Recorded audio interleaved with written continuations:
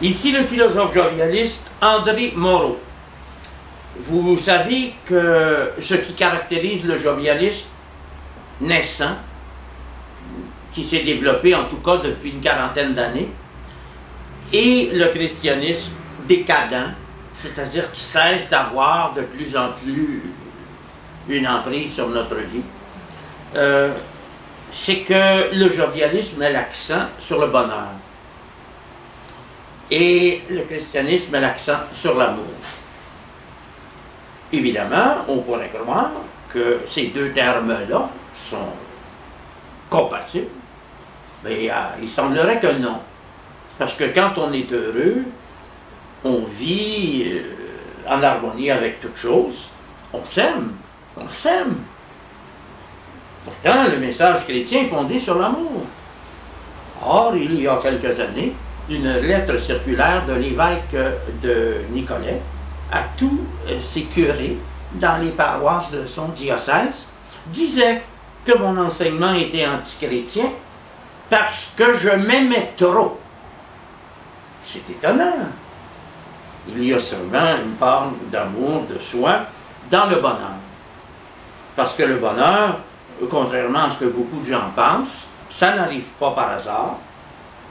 Ce n'est pas quelque chose qu'on peut trouver si on le cherche, c'est quelque chose qui se décide.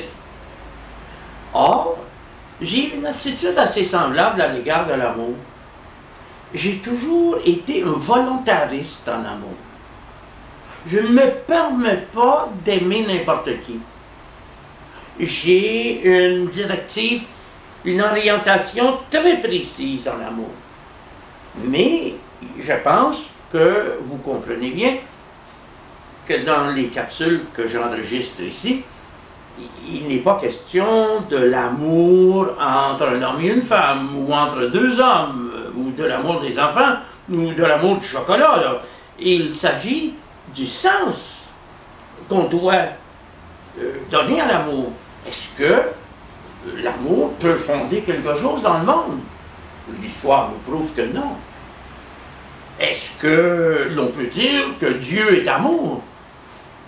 Si je m'en remets à l'expérience immanente que j'ai de l'infini, de l'absolu, de l'être, j'oserais dire que si quelque chose comme Dieu existe, il est bien au-delà de l'amour. Parce que dans l'infini, les émotions sont plutôt caractérisées comme des tentatives comment pourrais-je dire, des tentatives pour créer des intermittences, des arrêts, des limites. Hein, beaucoup de gens voient leur vie brisée par l'émotion, et en particulier par cette émotion de l'amour. L'amour crée des ravages sur Terre, beaucoup plus que la haine. C'est peut-être même le principal obstacle à la réalisation de soi. Parce que dans l'amour, on est amené à aimer autrui plus que soi.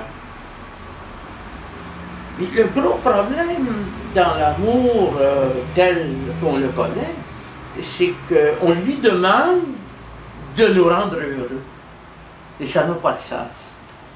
Il faut déjà être heureux pour pouvoir aimer. Par définition, le bonheur est cet état de notre être profond qui, avec la liberté, conditionne notre existence. Hein? Être, c'est exister fort. Comment aimer sans être? Hein? On disait autrefois en latin, agere sequitur esse. L'agir suit l'être. Mais l'amour suit l'être aussi. Tout suit l'être.